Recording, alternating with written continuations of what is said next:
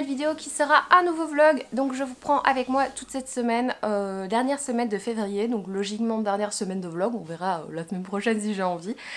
Comme d'habitude, qui dit lundi dit petite sélection de livres que j'ai très envie de lire. Je vous les montre vite fait, j'aurai pas le temps de faire un résumé, je vous les montre vite fait et mon compagnon va choisir et mettre dans ma valise comme d'habitude, vous êtes habitués je pense.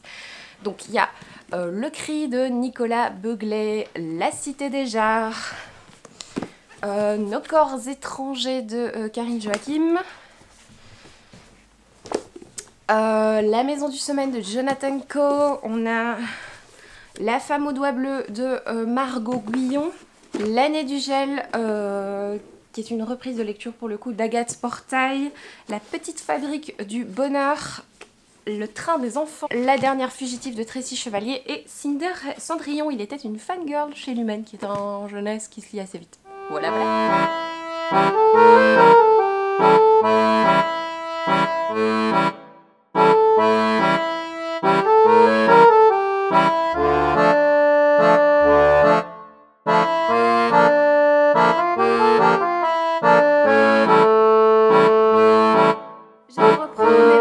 Avec une lumière cracra, mais j'avais absolument envie de vous reprendre pour plusieurs choses. Déjà, j'ai commencé ma lecture, vous avez vu, donc la lecture du jour c'est La Cité des Jarres oh là là, j'arriverai jamais à le dire, c'est pas possible. Donc bref, c'est une enquête criminelle avec le personnage d'Erlandur, c'est vraiment très très chouette. Franchement, je suis hyper surprise parce que j'ai lu un livre, je crois que c'était L'Enfant du Poussière, que j'ai pas du tout aimé. J'ai encore regardé ma chronique Livre Addict et vraiment j'avais... je pense détester cette lecture, j'aurais pas du tout aimé. Et ici je passe un super moment, je trouve ça hyper rythmé, je trouve ça bien retransmis, tout ce qui est l'ambiance islandaise, c'est vraiment chouette. Franchement je m'ennuie pas une seconde, j'ai envie de savoir ce qui va se passer, j'ai envie de le lire là maintenant. Voilà, il est vraiment très très chouette. Et il y a des trucs un peu particuliers au niveau de la narration par contre, c'est qu'on passe vite du coq à l'âne. Donc on a non pas Arnaldur, Arnaldur c'est l'auteur, Erlandur, ils ont tous des noms et alors ils expliquent pourquoi ils s'appellent Dur ou Son, enfin bref. Il y a une explication, je vous en parlerai peut-être à l'occasion. Mais donc oui, c'est vraiment chouette, sauf non, il faut s'habituer à cette narration un peu spéciale. Donc on est parfois pas dans la tête, mais on explique du point de vue de Erlandur. Et puis paragraphe d'après, on dit autre chose et on croit que ça a un rapport alors que non. Et du coup parfois il y a des phrases qui prêtent à confusion. À un moment il dit une phrase qui m'a choquée. Les femmes, conclut Erlandur en se levant, pas facile d'en contrôler la qualité. Est-ce qu'il parle des femmes ou il parle d'autre chose ? Enfin, c'était bizarre cette fin de phrase. Enfin, il y avait un point, puis il dit pas facile d'en contrôler la qualité. Et je savais pas s'il parlait de l'intervention avec le gars à qui il venait parler ou s'il parlait des femmes. Je me dis mais quel gros macho celui-là. Mais en fait je sais pas s'il parle des femmes. C'est très bizarre, il y a plein de trucs comme ça. Bref, je voulais vous montrer des petites acquisitions parce qu'on est lundi et il y a déjà des nouveautés. Donc dans la boîte aux lettres est arrivé aujourd'hui le livre le plus glauque de tous les livres glauques que j'ai, je pense, ça va être ça. C'est La chambre de lactation de Frédéric Soulier. J'en avais entendu parler déjà par Sève il y a des années. Je pense pas qu'il m'intéressait plus que ça, mais c'est dernièrement avec les lectures de la crypte plutôt, qui est une booktubeuses que j'aime énormément. J'adore ce qu'elle fait. Elle n'a pas énormément d'abonnés, mais j'espère vraiment qu'elle va monter prochainement, qu'elle va être bien plus connue parce que vraiment elle fait des vidéos de qualité. Et donc les lectures ou les livres de la crypte, je mettrai le lien en barre d'infos de toute façon. Elle a parlé de ce livre et ça m'a donné très très envie. C'est une histoire bien glauque de kidnapping de monsieur et il y a des trucs dégueulasses et voilà, ça a l'air chouette. Et en plus le monsieur, enfin le gars Frédéric Soulier, il a l'air super drôle sur la photo. Enfin, franchement il a l'air cool. Je sens que je vais me marrer avec cette lecture. Bref, en plus il est très court, il convient pour le petit mois petite lecture. Donc je le mets dans la pile à lire, même s'il ne reste que 6 jours, hein, on est d'accord. Et j'ai reçu un big colis Casterman, ça faisait longtemps, je suis super contente. C'est vrai que j'en avais un peu moins demandé des Casterman, même si parfois je reçois des Casterman que j'ai pas demandé. Il y a plusieurs livres, il y en a 2, oui, ça a l'air trop chouette. Je les ai vus passer, déjà je me suis auto-spoilée en regardant les stories de Amélie et Laura. Il y a Ash House, maintenant vous n'êtes plus seul, de Angarat Walker, c'est donc chez Casterman. Qu'est-ce que c'était déjà un roman à l'inquiétude tranjetée dans la lignée de Miss Peregrine et Sa Majesté des Mouches. C'est pas la première fois qu'on me cite Sa Majesté des Mouches dans les livres quand même. Une histoire de secte, il me semble, il y a un truc de secte à mon avis. C'est très très glauque la couverture, je pense que c'est pour ça que je l'avais choisi même. Oui, je pense que je l'avais choisi celui-là. Et le suivant, regardez ça, c'est trop mignon. C'est une bande dessinée Respectons les animaux de Ola Voldanska Plosinska, s'il vous plaît. Quelque chose me dit qu'elle doit être russe ou en tout cas slave, cette dame. Pologne. Et donc, bah oui, ça a l'air super chouette. Ça sort le 3 mars. Il y a énormément de sorties au mois de mars. Ça me tente beaucoup. Je vais un petit peu regarder au niveau des dessins. Oh, c'est trop chou. Oui, je l'avais vu. Ça me donnait très envie. Mais franchement, enfin, c'est vraiment le thème qui me parle le plus en ce moment. Nous aussi, nous avons des droits. Non, c'est trop choupinou. C'est trop chouette. Oh, je suis contente parce que c'est pour les enfants. Ça parle oui, du respect des animaux, mais à l'attention des enfants. Donc, ouais, dans le shampoing, la crème ou le savon se trouvent diverses substances chimiques. Il parle des tests sur les animaux. C'est chouette, franchement. Les animaux ont-ils des droits? Enfin, c'est vraiment chouette. Je pense qu'on va quand même apprendre des trucs, en fait. Même si j'ai lu pas mal de livres sur la défense des animaux, sur le droit des animaux, tout ça. Bah, en fait, je pense que je vais quand même apprendre des trucs. Donc, oh, je suis trop contente. Chouette, chouette, chouette. Bon, bah, je vous retrouverai demain avec une tête un peu plus... Voilà. Ciao! Hello, hello, je vous reprends. On est mercredi, milieu de journée. Avant de commencer ma to-do list de 16 choses à faire, je vais vous parler de ça. J'ai terminé La Cité de Jade d'Arnaldur Indridason. Écoutez, c'est un livre que j'ai vraiment bien apprécié. Ça a été une bonne lecture. Je l'ai vraiment dévoré. Hein. Je l'ai commencé lundi, je l'ai terminé hier. Fin de journée. Franchement, j'ai passé un super moment. C'était une très bonne intrigue. J'ai passé un super moment, je trouve que c'est un livre bien addictif, bien prenant, qui avance bien. Je trouve avec un personnage principal très attachant. Le personnage d'Erlendur, c'est un personnage qui m'a beaucoup touchée. C'est un papa qui s'inquiète fort pour sa fille et en même temps il est très... bon, il y a plein de choses chez lui qui m'énervent. Il est hyper traditionnel dans le sens où pour lui la femme, il n'a pas, je pense, une très bonne image de la femme. Dès qu'il parle d'une femme, c'est pas très... égalitaire, on va dire. C'est toujours avec des a priori, etc. Même s'il y a des moments où il a pas mal d'empathie, etc. Hein, mais c'est pas un personnage que je pourrais adorer dans la vraie vie, mais ici il m'a touchée en fait de par ses sentiments pour sa fille en fait. C'était très touchant. Je trouve quand même qu'il y a des trucs dans l'écriture, bon c'est une traduction, c'est un peu spécial, je vous l'ai dit, il me semble qu'on passe parfois du coq à l'âne, comme moi tout le temps en fait, on passe parfois du coq à l'âne, donc parfois il y a des choses je ne suis pas certaine d'avoir compris, donc on parle d'un personnage et puis on met un point, et la phrase suivante en fait concerne autre chose. Et du coup je pense que c'est une question de traduction, peut-être avec des articles qui sont peut-être différents en islandais, comme en anglais les him ou les her, ou en néerlandais har, ou je sais pas, mais j'ai l'impression parfois que je me perds un peu parce que je sais pas de quel personnage il parle, alors que c'est peut-être une question de mise en page ou de traduction. Je trouve que l'enquête est assez classique. Il n'y a pas de big révélation. Dès qu'on a une révélation, je trouve pas ça hyper surprenant. Et je crois qu'il y a une sorte de naïveté dans cette écriture. Quelque chose de naïf comme ça. D'un peu vieux jeu, d'un peu naïf. J'ai beaucoup de mal à parler de ce livre, mais je me garde un bon souvenir. Maintenant, je suis très intriguée par le suivant qui est... je ne sais pas où il est là. Je sais pas où il est. Le suivant, il m'intrigue beaucoup. La femme en verre, je crois que c'est ça.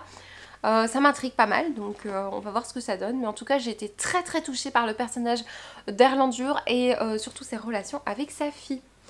Et du coup, je me suis replongée dans ma lecture de Nos corps étrangers de Karine Joachim. Et je pense qu'aujourd'hui, je vais me replonger aussi dans The Bone Season, puisque j'aimerais quand même faire une pause lecture aujourd'hui, et comme c'est une grosse pavasse, je la prends pas avec moi pour aller bosser, et donc c'est quelque chose que j'aime bien lire à la maison, et pour le moment j'aime beaucoup, je vous en ai parlé dans le dernier vlog. Voilà pour Karine Joachim. Je peux pas vous en dire grand chose sur le tout début, mais je vais essayer d'avancer aussi parce que petit mois, petite lecture, voilà. Eh bien, je pense que j'ai lu 10 livres en février pour le moment, je suis super contente, donc il m'en manque 4 pour atteindre les 14. C'est pas grave si j'arrive pas à 14, c'est pas grave si j'en lis moins en plus. Voilà, je vais vous laisser, je pense que je vais commencer à faire mes 16 points de ma to-do list, n'est-ce pas? Je crois qu'on va commencer par les photos. Ça, c'est les chouettes trucs de la to-do list. Allez, ciao. Hello, hello, je vous retrouve, on est samedi et j'ai pas énormément de choses à vous dire. Vous voyez, je suis dans la lumière crado de ma chambre. On est samedi soir, petite journée bien remplie mais super chouette. Mais du coup, j'ai pas du tout pris le temps de lire, de me poser, etc. J'ai envie demain dimanche de prendre du temps pour lire, justement pour me lever tard, parce que pour le moment je l'ai pas encore fait. Voilà, j'ai envie de prendre du temps, même si j'ai quand même pas mal de boulot. Alors petite note à tous ceux qui ne sont pas dans le milieu de l'enseignement. Mais c'est vrai que on crache beaucoup sur les enseignants. Enfin, je vais pas ouvrir un débat là-dessus, mais c'est vrai que j'entends tellement tout le temps qu'on crache sur les enseignants, etc., sur le fait qu'ils ont des vacances, le machin. Mais en fait, oui, oui, je suis bien consciente qu'on a des privilèges peut-être, mais il y a aussi pas mal de choses un peu, enfin voilà, les désavantages de chaque boulot en fait, hein, pour le coup. Et ben, un des désavantages en quelque sorte, c'est que ben, en fait, quand tu rentres chez toi, ben, c'est que t'as jamais fini de travailler. Et encore, moi, j'ai pas enfin, j'ai pas vraiment de correction à faire, mais c'est vrai que quand tu rentres chez toi, ben c'est pas fini en fait, t'as encore des trucs à faire, des préparations, etc. Du coup, forcément, demain, par exemple, c'est ce que je vais faire dimanche. Voilà, je m'en plains pas du tout, mais c'est juste que parfois j'entends, je sais plus encore quelqu'un dernièrement qui me dit ouais, mais bon. Vous les enseignants, machin, et dès que ça commence par vous les enseignants, on sait que ça va être une phrase qui ne va pas. Et donc parfois je me rends compte que les gens ne se doutent pas que, oui certes on est bien d'accord qu'on a certains avantages, dans chaque boulot il y a ses avantages, ses désavantages, mais c'est vrai qu'on n'a jamais fini en fait de travailler, et encore je suis pas prof de français qui doit faire des corrections, enfin jusqu'à je sais pas quelle heure, enfin vous voyez ce que je veux dire, voilà, je vois ma grand-mère qui était prof de langue, qui corrigeait pendant les vacances, tout ça. Oh, je sais pas pourquoi je raconte ça en fait, la fille, je ne sais pas pourquoi je raconte tout ça. En tout cas, bah, quoi de neuf? Bah, pas grand chose, à part que demain je vais peut-être essayer d'avancer dans certaines de mes lectures, notamment ce livre-là, qui est Nos corps étrangers de Karine Joachim. Je suis à la page 53, j'aime assez bien. Donc ici on va suivre, bah, je pense que je vous en ai déjà un petit peu parlé, on va suivre une petite famille qui va déménager suite à la mort de la grand-mère. Donc une petite famille, ils sont trois, le mari, la femme et la jeune adolescente qui arrive dans son nouveau lycée et qui trouve que tous les gens qui sont là sont des bouseux. Et on apprend que notre héroïne, la maman, a des troubles alimentaires. Et donc elle se fait très souvent vomir en fait, et la fille entend ça depuis qu'elle est petite. Et donc j'imagine qu'on va en parler un petit peu plus dans le livre. On va aussi parler du père qui a l'habitude d'aller en voiture au boulot, et avec son nouveau boulot il est obligé de prendre le train. Et alors là je déteste ce mec, vraiment je déteste. Il est pauvre petit bourge qui doit... Alors, pauvre petit homme qui doit prendre les transports en commun. Enfin, j'ai un petit peu du mal à compatir avec ce monsieur qui tout d'un coup doit prendre les transports en commun alors qu'il a l'habitude de la voiture. Je crache pas sur tous les gens qui conduisent, bien sûr, il y a plein de situations qui font qu'on est obligé de prendre la voiture. Mais ce gars-là, particulièrement, m'agaçait parce qu'il se plaint de l'odeur de l'un, de machin, de trucs. Vraiment, c'est un personnage que j'ai pas beaucoup aimé, mais peut-être aussi parce que j'avais des a priori, puisqu'on apprend très vite qu'il a trompé sa femme, et que, mon Dieu, bref. Je n'aime pas beaucoup cet homme en fait, je le déteste. Voilà, voilà. Personnage pas forcément sympathique. Mais bon, on va continuer. Et là, je vais aller vivre ma vie. Je pense que je vais faire un peu de couture aussi demain, même si on est dimanche, parce que ben, j'ai des trucs à terminer. Je vais refermer la boutique par contre, parce que je me rends compte que ce n'est pas viable pour le moment. Donc je vais attendre d'avoir un petit peu moins de boulot à côté pour réouvrir la boutique. Surtout que j'ai acheté un tissu absolument splendide qui pourra sortir pour le printemps. Donc voilà, oui, un tissu avec des hiboux dans des couleurs absolument somptueuses. Voilà. Et ce soir, c'est raclette. Alors, je sais pas si tous les véganes qui passent par là ont déjà testé les raclettes véganes. On va pas rentrer dans le débat de ces gens qui nous disent mais pourquoi est-ce que vous essayez de manger comme des carnets, voilà, comme des gens qui mangent du fromage et du carnet. Bah écoute, on se fait plaisir comme on peut. Et donc il existe pas mal de choses d'alternatives véganes pour les raclettes, et en fait ma foi ces derniers temps, cette année j'en ai découvert pas mal qui sont vraiment bons. Le Violife notamment cheddar est très bon, et là j'ai racheté le Archisher Vegusto qui est assez connu, c'est un boudin à faire fondre Dans la raclette, c'est vraiment très très très bon. Maintenant, il n'est pas bio, il me semble, mais c'est un petit plaisir coupable qui est vraiment... qui fait vraiment son job, quoi. Vraiment, c'est très très bon. Ça goûte pas le fromage, c'est pas forcément ce qu'on recherche. En fait, ce qu'on recherche surtout, c'est quelque chose de bon et avec une chouette texture. Et moi, c'est vraiment ce que je recherche. Et je me rends compte que j'ai oublié de cuire les patates. Et sans patates, la raclette, c'est pas possible en fait. Oh, je vais vite faire ça. Ciao!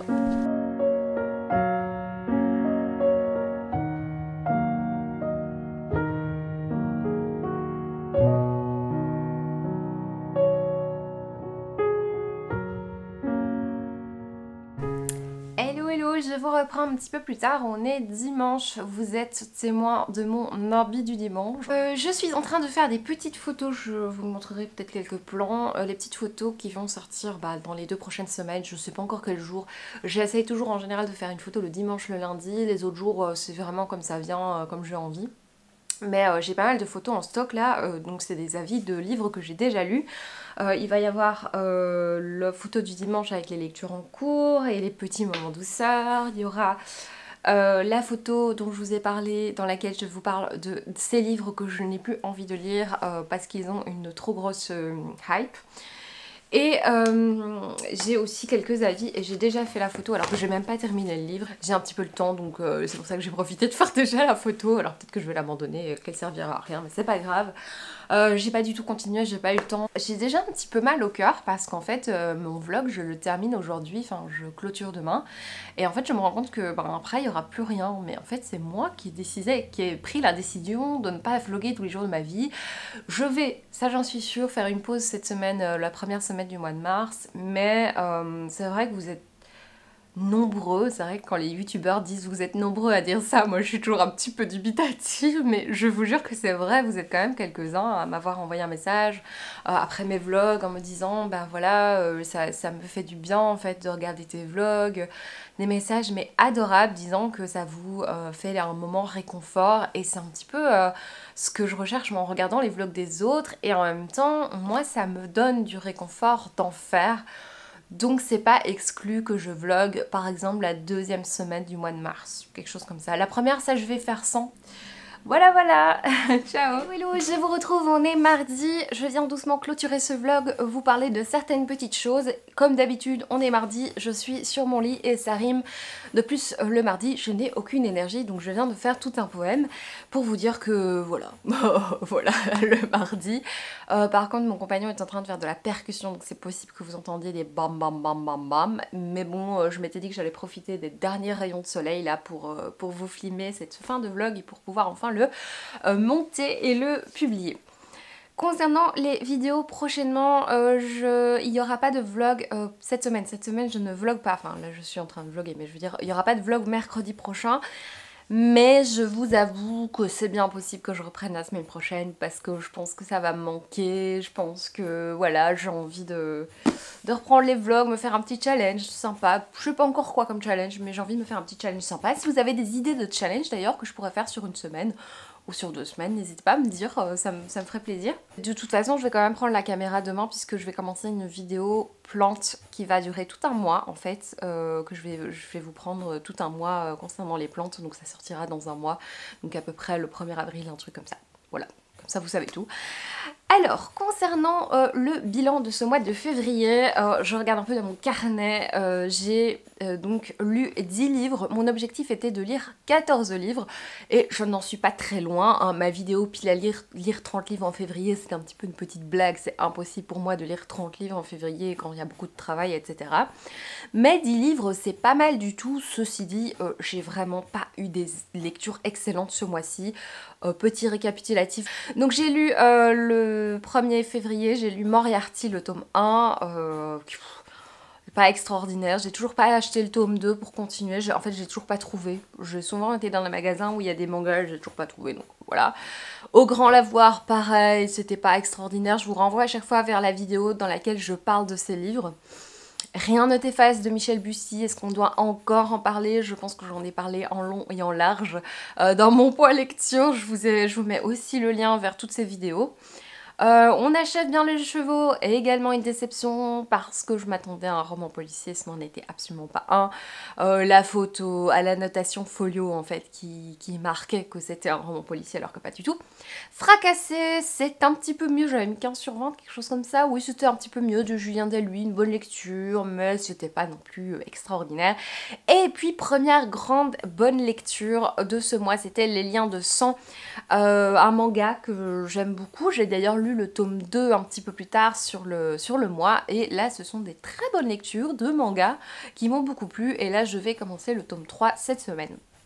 Une vie de poupée, oui, d'Eric Axel Sundt, qui a été une bonne lecture aussi. On remonte un petit peu le niveau. Et puis on redescend avec Si tu vois le Wendigo, qui a été un flop, hein, faut le dire quand même. J'en ai pas vraiment un bon souvenir de cette lecture. Et la dernière lecture du mois, ça a été La Cité des Jarres de Indrid Hasson, et une très bonne lecture, un choix de mon compagnon d'ailleurs. Oui, une très bonne lecture. Franchement, je garde un bon souvenir. Et en fait, j'ai commencé le mois de mars, j'ai laissé de côté toutes mes lectures en cours, donc toutes celles dont je vous ai parlé, et je me suis lancée là-dedans puisque mon compagnon a choisi ce livre-là lundi. J'avais fait une liste comme d'habitude chaque début de semaine. J'avais fait ma petite pile à lire de livres que j'avais absolument envie de lire, et pour la petite anecdote, je savais plus ou moins qu'il allait choisir celui-là. Enfin, je sais pas. J'avais mis 10 livres, hein, je voulais qu'il choisisse parfois au hasard, parfois il prend le premier, enfin ça dépend vraiment. Et je m'étais dit, soit il va prendre le livre de Charles Roux parce qu'il est roux et que c'est Charles Roux et qu'il est drôle, ou soit il allait prendre celui-là parce qu'il sait que j'avais adoré le premier tome, que j'ai découvert également grâce à lui. Et en fait, ben, il a pris celui-là. Donc, et en fait, je me régale, hein, je l'ai commencé hier et je suis à la page 225 alors que je travaille, donc ça veut dire que j'ai pris du temps en plus dans les transports, tout ça pour lire, et ça se déglingue. Si vous êtes en panne de lecture, que vous n'arrivez pas à rentrer dans une lecture, c'est un truc que je vous conseille vivement. Ça passe très très vite, le temps passe super vite, il n'y a pas de pause dans ce roman, il se passe toujours plein de choses. Ce deuxième tome, je l'adore parce que tout de suite on est dans le bain avec Jack l'Éventreur, et comment vous dire que Jack l'Éventreur c'est un peu ma passion, on va dire. Voilà, et franchement j'adore. J'adore. Et je pense que je vais le terminer aujourd'hui, mais bon, je vous en parlerai en point lecture pour le coup. Voilà, donc petit bilan, c'est pas un mois de février extraordinaire, je pense que le mois de mars va mieux commencer avec cette lecture-là. Ah oui, j'ai oublié de préciser, je suis en no-buy. Donc ça veut dire que cette semaine la première semaine du mois de mars, je n'achète pas de livres. Certains vont me dire, quoi, sur une semaine, un no-buy, ça n'a aucun sens. Si, ça a du sens quand il y a plein de sorties. Et donc je me fais violence pour ne pas aller, en fait, c'est pour ça que je me fais un no-buy cette semaine-ci. C'est parce qu'il y a une dizaine de sorties de livres qui sortent. Il y a une dizaine de sorties de livres demain et après-demain. Donc en fait, je me mets en no-buy pour ne pas aveuglément, vous savez, il suffit que je passe une mauvaise journée ou justement une excellente journée. Moi, c'est le genre de truc, c'est shopping thérapie en général. Ou bouffe, mais passons. Mais ouais, donc j'ai pas envie, justement, j'essaie de me forcer à ne pas faire ça parce que vu toutes les sorties qu'il y a le 3 et 4, si je passe une mauvaise journée jeudi, je vais filer en librairie m'acheter des livres. Vous voyez ce que je veux dire? Et c'est peut-être pas raisonnable, hein, on est bien d'accord. Et donc voilà, c'est pour ça que je me suis mise en no-buy cette semaine. Peut-être que la semaine prochaine, je serai plus en no-buy. Vous allez me dire, c'est ridicule de se mettre en no-buy pour une semaine, mais pour moi, c'est super important pour éviter de ne plus avoir de toit sur la tête. Enfin, je veux dire, voilà. Donc je vous fais de gros bisous, je vous dis à bientôt. Ciao!